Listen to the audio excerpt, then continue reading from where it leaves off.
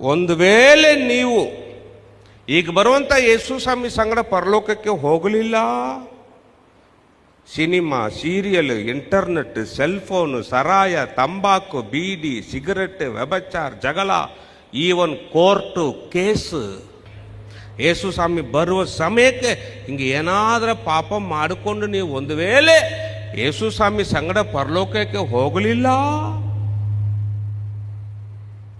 ಕ್ರಿಸ್ತ ವಿರೋಧಿಯ ಕಾಲದಲ್ಲಿ ಭೂಮಿಯ ಮೇಲೆ ಉಳಿದೀರಿ, ನೀವು ಯೇಸು ಸ್ವಾಮಿಯನ್ನು ನಂಬಿದ ವೇಸ್ಟ್.